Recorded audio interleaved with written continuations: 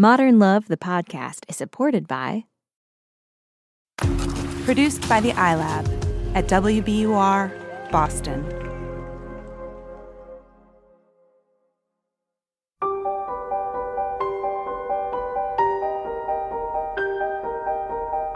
From the New York Times and WBUR Boston, this is Modern Love. Stories of love, loss, and redemption. I'm your host, Meghna Chakrabarty.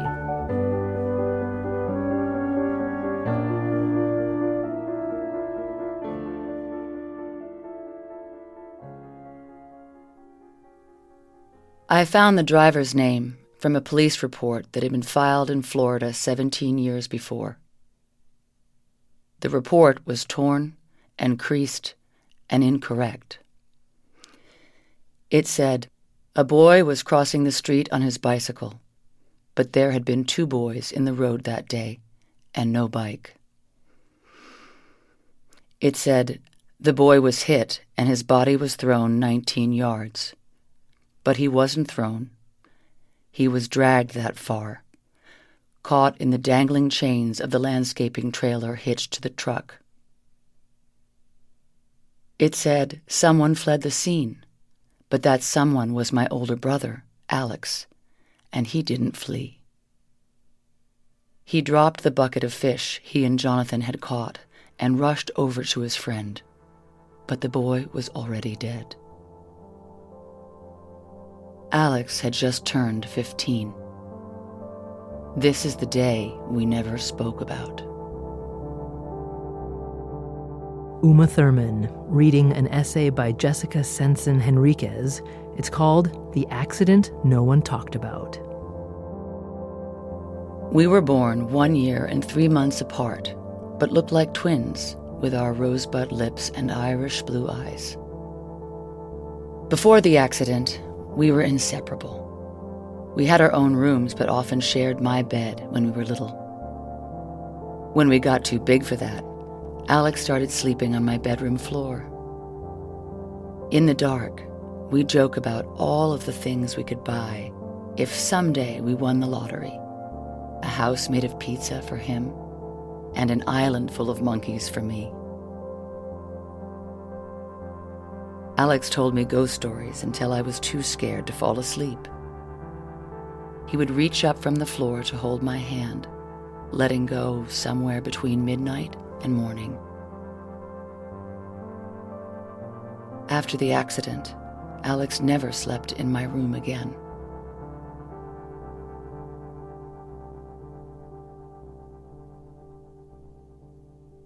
On the way to the funeral, our parents told him that what had happened was God's will, that this was part of a much bigger plan. On the way home, as Alex slept, they told me that maybe it was better if we didn't bring it up again. So when I heard Alex crying in his room at night, I stayed where I was, wrapped in my comforter, and I didn't bring it up. When Alex was 19, he dropped out of college, even though he had always been the smart one, the honor roll son, and I didn't bring it up. At 23, when he was first arrested on charges of driving under the influence, and at 24, when he went to jail for reckless driving, and at 25, 26, and 27, when he was getting high in the morning and drunk at night, I never brought it up. Instead, my parents posted his bail, I paid off his credit cards, and if he needed a ride or rent money, one of us came through. When none of that worked to change him, I took a different tack. I started yelling at him to grow up, take responsibility, stop drinking, start working, and go back to school. Then I would soften and say how much I loved him and how proud of him I was when he got a job waiting tables. And yes, I would help pay for culinary school, and yes, he and his new girlfriend could stay with me whenever they visited New York City, and no, There was nothing I wanted more than to see him happy again. When none of that worked, I still didn't bring it up. Until one night when we were 30 and 31, and I offhandedly and uncomfortably asked over dinner if he ever thought about the day Jonathan died. "Oh, now you want to talk about that?" he shot back with a laugh. And in that moment, I felt his fury over our silence. "You don't need to worry about it now." We had been communicating before we could even speak, but this conversation we didn't have words for. "Do you remember," I asked him, "when you were 7 and you got that awful haircut and then I begged Mom for a matching mullet?" He smiled but said nothing. "And how much you liked swing dancing when we were kids, so I let you practice all those dips and throws on me even though I knew I would end up on the ground?" "I did that for you," he said. "You liked swing, not me." The point I wanted to make, but didn't know how, was that I missed sharing a life with him. Later, we both went home and let the silence continue to grow. I was desperate to reconnect and convinced that the only way to do so was to get as close as I could to the moment when his life split into a before and an after. I needed to talk to someone who knew what Alex knew, who had seen what Alex had seen. I searched the online archives of our hometown newspaper and scrolled for hours until I found Jonathan's name in a write-up about the accident. After a dozen phone calls, I tracked down the police report. They couldn't mail me a copy, but said I was welcome to come to the station and see it for myself. So not long after, I flew to Florida and did just that. Sitting on a swivel chair in the police station's cramped archives office, I ran my finger over my brother's sloppy teenage script, his signature underneath his witness statement. As I read, I could almost hear his voice. Traffic was speeding up. There wasn't enough time. I reached the sidewalk first, and when I turned around, Jonathan was still in the middle of the road. I saw him get hit. When the ambulance came, I had to go across the street and tell his mother. I wrote down the driver's name and later found his phone number listed online. By the time I was back in New York, I had thought of 100 reasons not to call, but I had to. He knew what Alex had been through. On the 6th ring, he picked up. "Yeah? Hello?" "Please don't hang up," I said. I told him my name and explained that I wanted to know about an accident he was involved in back in 1999. 2 boys were crossing the street, and I was the sister of the boy who lived. "That choice was the hardest I ever made in my life," he said. He told me that by the time he saw both boys in the road, he was already too close. If he swerved onto the sidewalk, he would hit Alex. If he didn't, he would hit Jonathan. "All I know is there were 2 boys in front of me," he said. "I had to decide in that very moment, and it was so fast. I chose not to hit your brother that day. What kind of choice is that?" I pinched the place between my forefinger and thumb, a trick I'd picked up in college to keep from crying. I said there were questions I wanted to ask, but it was all right if he didn't remember every detail. It was a long time ago. "Not for me," he said. For 3 hours, he spoke about his pain, his frustrations with his family when they didn't understand, about his lost jobs and addictions, about how he never married or had children. Talking to him felt like the closest I could come to holding Alex's hand again. I told him I wanted to find a way to take away my brother's pain. "You can't," he said. "But if you want to lessen it, you've got to listen." "What if he won't talk to me?" "Ask again," he said. "He'll come round, and once those words start coming, you'll realize that asking was the easy part. Listening is the hard part, and that's what you have to do."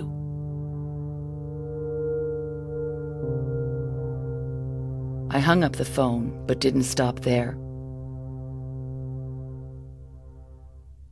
I tracked down the witnesses who testified in court, the on-scene paramedic, the emergency room doctor, and the nurse who sat with Jonathan's mother at the hospital. And the more I heard, the more Alex's story became defanged. A year after that first phone call, I met with my brother and told him about the people I had spoken to and what they had said. And his instinct was to confirm and correct each detail. That was my opening. And his. Later, I was able to ask what no one in our family ever had. "Could you just start at the beginning and tell me everything?" And he did. When I see Alex today at 33, I no longer see someone who is stuck in one memory. I see a father to 2 beautiful little boys and a committed partner to the woman he will one day marry. I see a man who works harder than anyone I know, waking up to go to the restaurant on holidays and weekends, because he no longer needs or wants the kind of help I offered before I learned that asking and listening are the most valuable of all.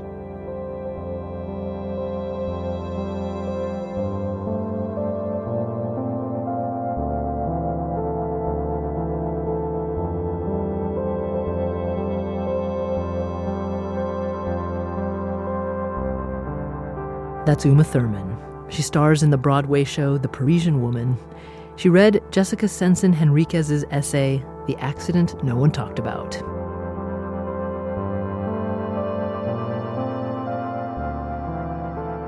More after the break.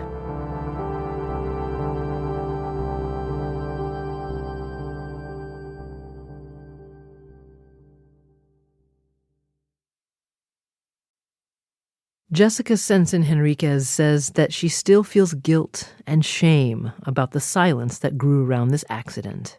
I felt ashamed that I wasn't strong enough to stand up and say, "What's wrong? Can I help? I'm here. I care." You know, those words are so powerful. And as a young girl, I didn't understand quite yet the power that they had. And so to sit there night after night and listen to him cry and know that he was suffering and feel so hopeless, I think I feel a little bit of shame about that period. But, you know, at the same time, I am very forgiving to my younger self. And that's taken a lot of time to learn. She remains profoundly moved by her conversation with the driver who hit Jonathan. And she says that when they spoke, she didn't anticipate that the driver would open up to her like he did, or that his experience would sound so much like her brother's.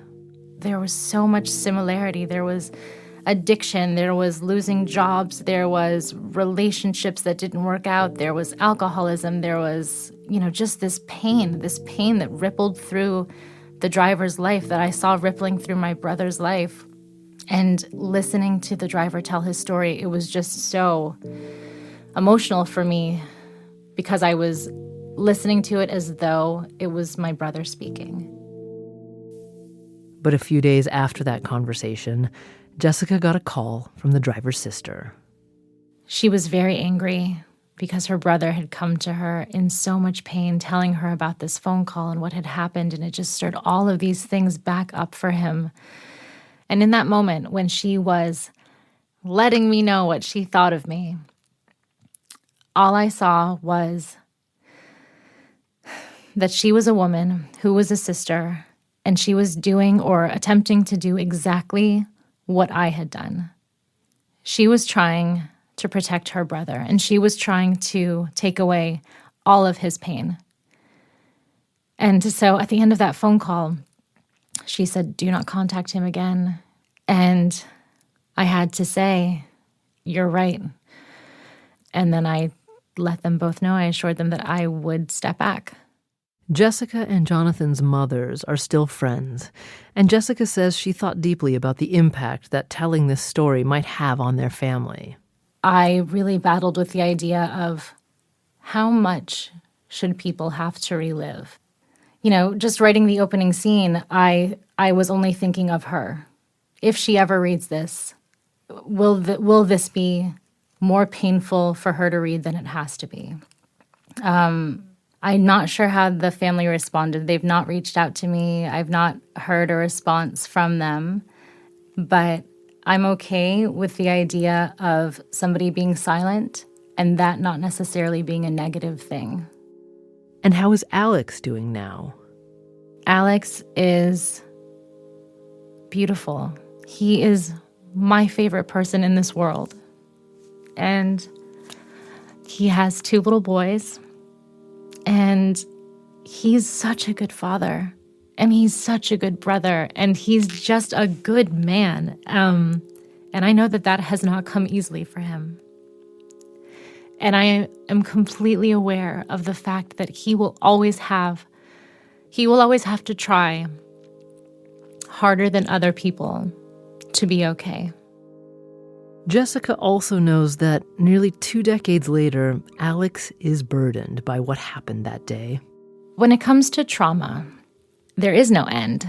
It is part of you, and it doesn't go away. Even when it's faced, it doesn't disappear. That experience still exists in him.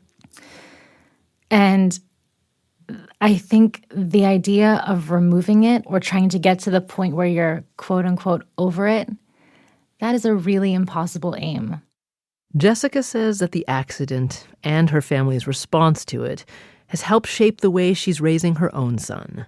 And she's learned one overarching lesson. If you love someone, you have to ask what's wrong. And when they say nothing's wrong, you have to ask again. And if for whatever reason you stop asking, that conversation will never happen. And those conversations, this conversation in this story, it has the power to heal. It doesn't have the power to change history. It doesn't have the power to take away what has already happened. It has the power to heal moving forward.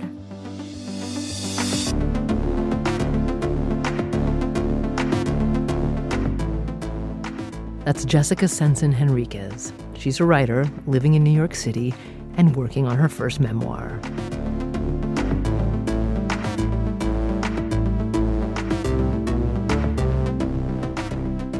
After the break, more from Uma Thurman and Daniel Jones.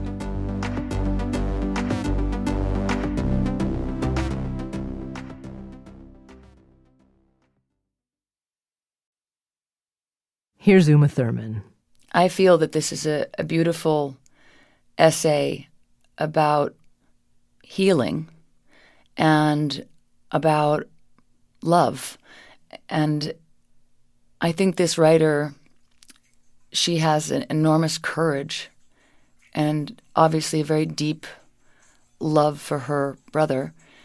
And I think this is a story about how you can continue to heal throughout your life in enormously significant ways with an open heart.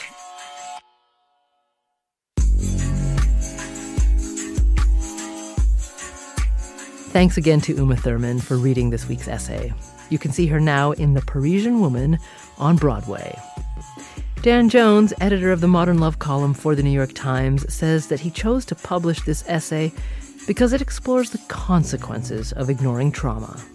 In a way, it's a vindication of it's like never too late to talk about these sort of long-buried pains from childhood. And it's a real lesson in, as difficult as those conversations are, and as much as you don't want to have them, and as much as you want to think you're fine and just move on, how important those conversations are, and how important asking questions of a kid who's sort of traumatized and may not want to answer the questions, but you got to keep asking. You got to give them a chance to talk through all that difficult material.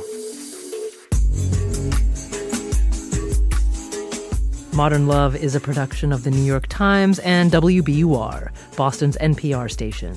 It's produced, directed, and edited by Jessica Alpert, John Perotti, Amory Sievertson, and Caitlin O'Keefe.